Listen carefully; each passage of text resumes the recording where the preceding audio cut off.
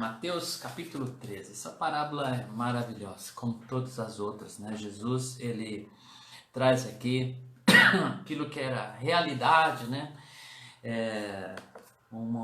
Ele traz exemplos corriqueiros, né?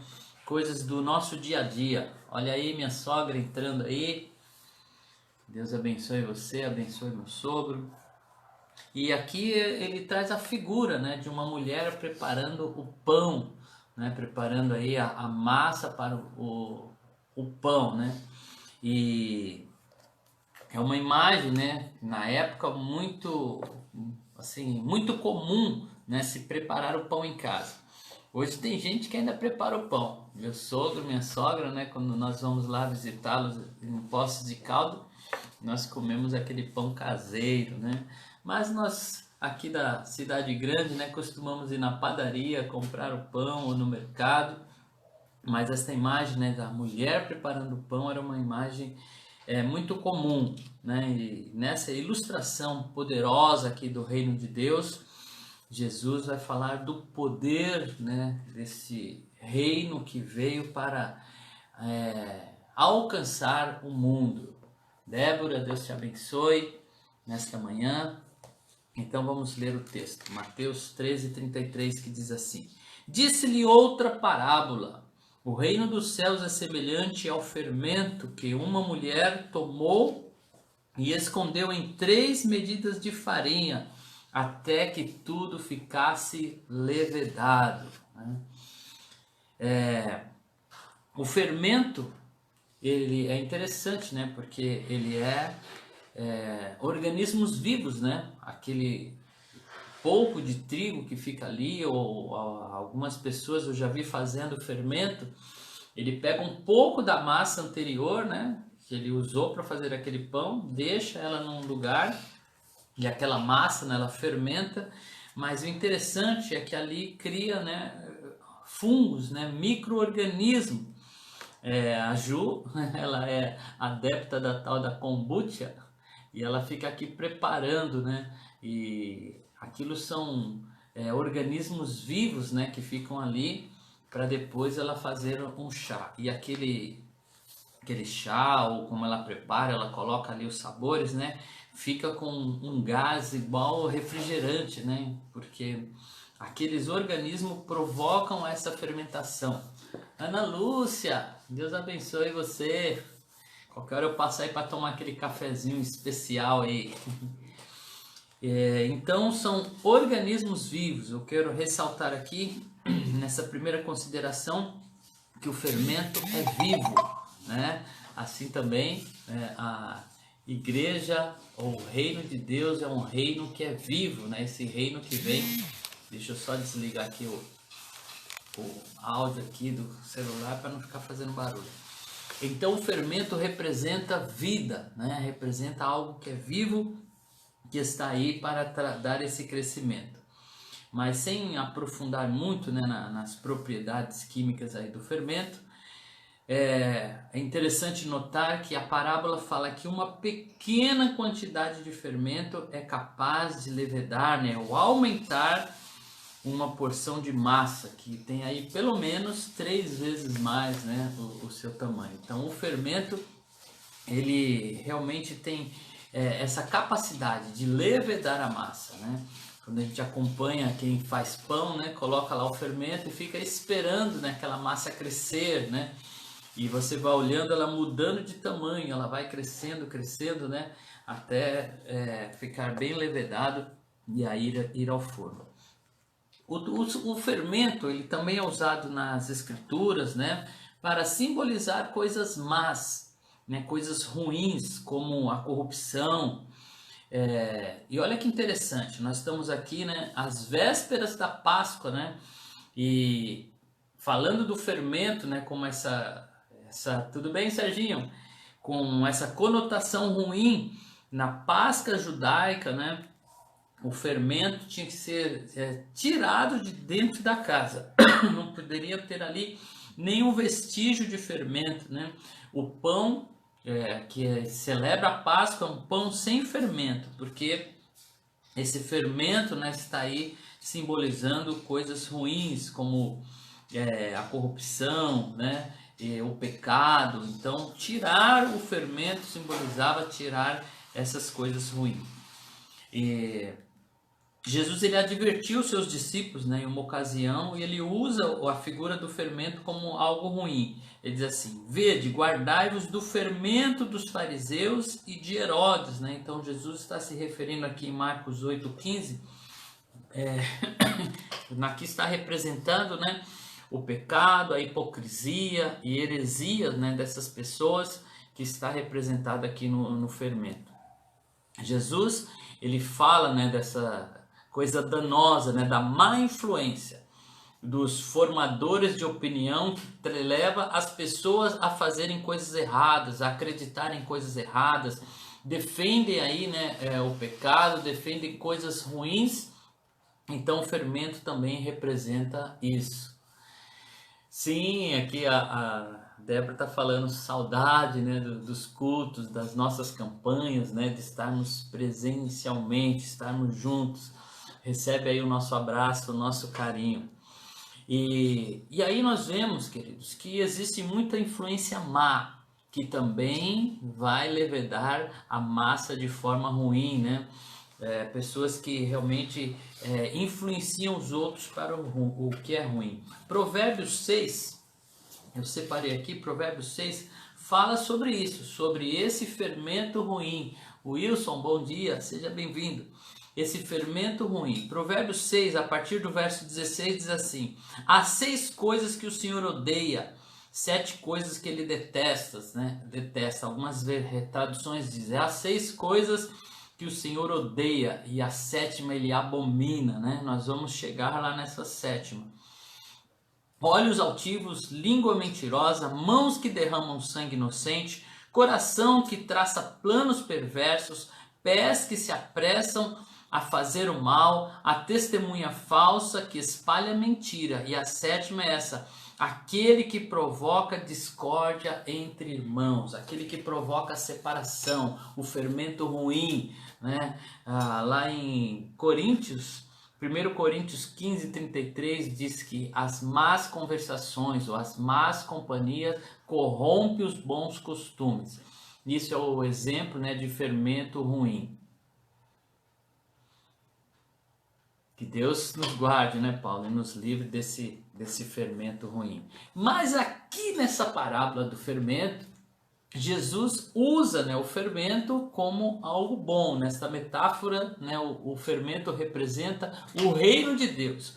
Então, vamos pegar o poder da influência positiva, né, o poder que temos ao pregar o evangelho, falar das boas novas, a estar em um lugar onde nós, como cristãos, representando o reino, esse fermento, podemos sim fazer a diferença, podemos sim conduzir as pessoas para algo que é bom. Então, é poderosa essa ilustração que vai falar da influência do evangelho para salvar vidas, né? Levar vidas a Deus. Nós somos aquela pequena massa de farinha, né, que se azedou e virou fermento. Essa mistura, né, que quando se coloca na grande massa, né, pessoas que estão perdidas no mundo, pessoas que estão caminhando, né, para o inferno, para algo ruim, nós podemos mudar a direção dessas pessoas, sendo esse fermento que vai realmente proclamar o poder do evangelho através do Espírito Santo que está dentro de nós e fazer com que esta mensagem poderosa do reino, né, chegue de forma positiva, mudando aí a humanidade e podendo salvar as pessoas da condenação eterna. Olha aí o Dilson, Deus abençoe Dilson, sua vida, sua família, a Drica, suas filhas aí. Então o fermento também representa, né, o poder de Deus que flui das boas novas da salvação que está em Cristo, né, que é capaz de dar sabor ou tornar esta massa, né, que não tinha sabor, não tinha leveza. O poder de Deus na vida dos cristãos, né, pode sim fazer daquela massa, né, que não tem um gosto muito agradável, mas transformá-la em um pão cheiroso, né, como aquelas pessoas que sabem fazer esse pão caseiro, né, e dar sabor.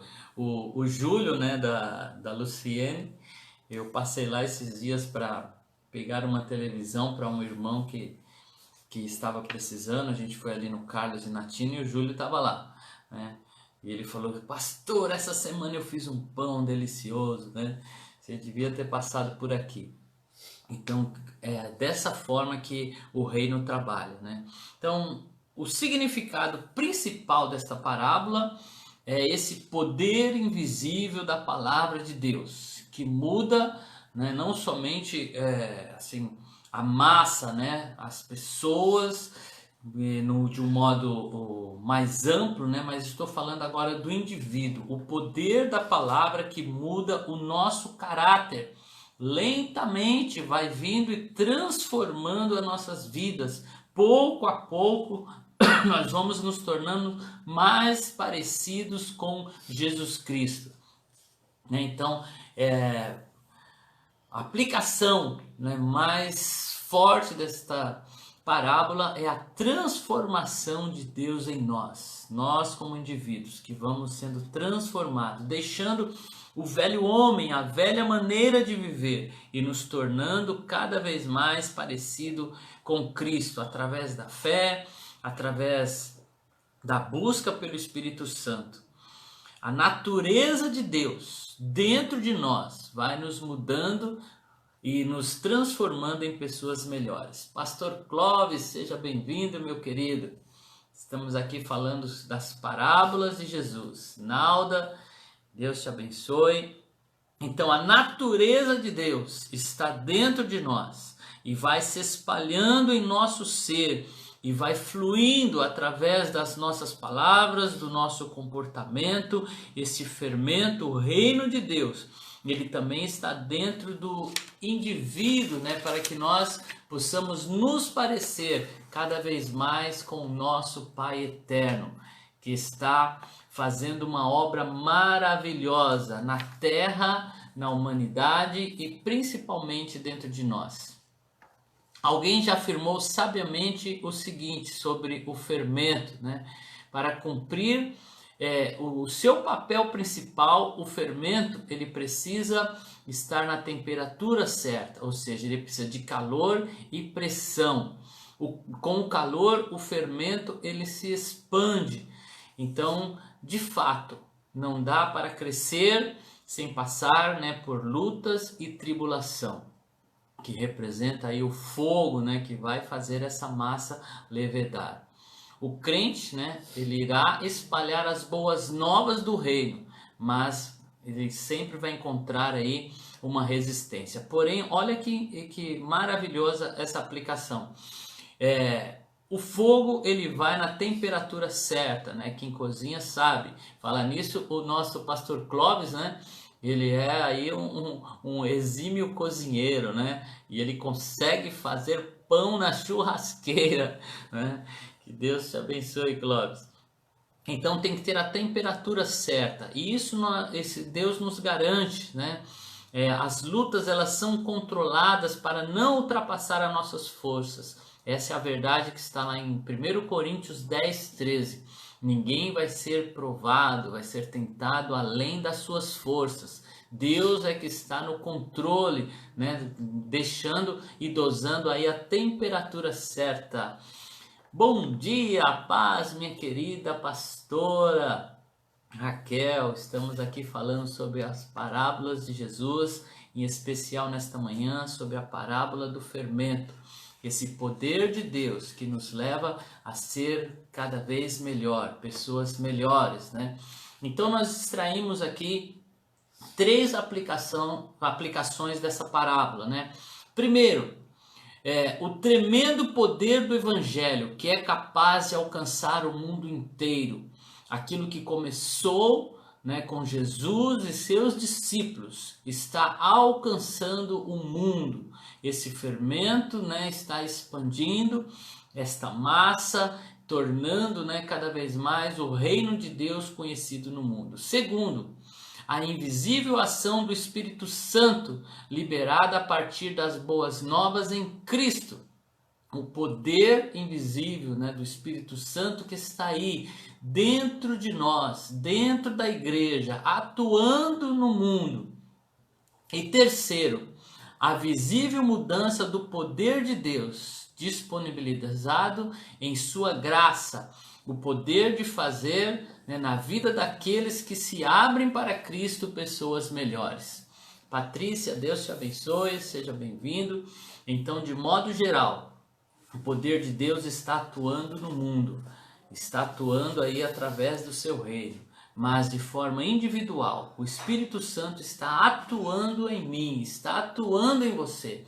O reino de Deus está vivo dentro de nós. A igreja está aí se expandindo, né, nesse momento de crise, que parecia que nós íamos perder a oportunidade de falar do reino, de falar de Cristo. Isso veio expandir as possibilidades. Hoje, todos os pastores, né, Pastor Sidney, seja bem-vindo, estão aí nas redes sociais, estão usando essa ferramenta, né, da internet, com seus recursos para continuar falando do reino. E eu gosto de afirmar, né, nesses tempos difíceis, que a igreja está viva. A igreja está aí atuando e o Espírito Santo dentro de nós. E você aí, né, está sendo transformado. Cada vez que você se expõe à palavra de Deus, cada vez que você ora, cada vez que você busca em Deus e pede para Ele transformar a sua vida, né? Por isso que a oração do Pai Nosso é uma oração viva, né? Porque ela diz assim: Senhor, não me deixe cair em tentação. Senhor, que o teu poder em mim não me deixe pecar, não me deixe ser levado pelo engano, mas venha transformar a minha vida, fazendo de nós pessoas melhores. Verdade prática para esta manhã, para nós orarmos. O fermento também representa a ação invisível de Deus no coração daquele que crê em Jesus, de alguém, né, que além de mudá-lo, também influencia mudanças positivas no mundo ao seu redor. Então, começa comigo, começa com você. Dentro de nós, a transformação que Deus está fazendo em nós, a partir de nós, vai influenciar outras pessoas, a partir de nós, igreja, né, irá mudar o mundo. Então quero te convidar nesta manhã a ter esse tempo de oração, para que Deus nos leve a influenciar cada vez mais. Querido Deus, em nome de Jesus, nesta manhã, Pai, nesse devocional com a sua palavra, falando do poder do teu reino, do teu Espírito, Senhor, que está em nós, causando, Senhor, mudanças, ó Pai, profundas em nosso ser. Quem éramos, Senhor, quando nos encontramos contigo e quem somos hoje? À medida que vivemos esse reino, que temos acesso à sua palavra, Senhor, nós vemos esse fermento representado teu reino, Senhor, nos levando a ser pessoas melhores, a deixar o velho homem, deixar o pecado e nos tornar cada vez mais parecido contigo. Senhor, que esse poder continue atuando em nós. Nós queremos, ó Pai, ser livres da tentação e do pecado, livres do engano, Senhor.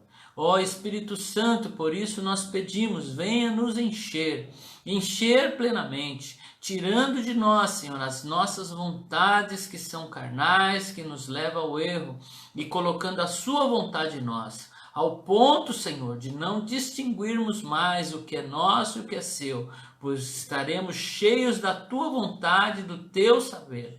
Seremos um só contigo.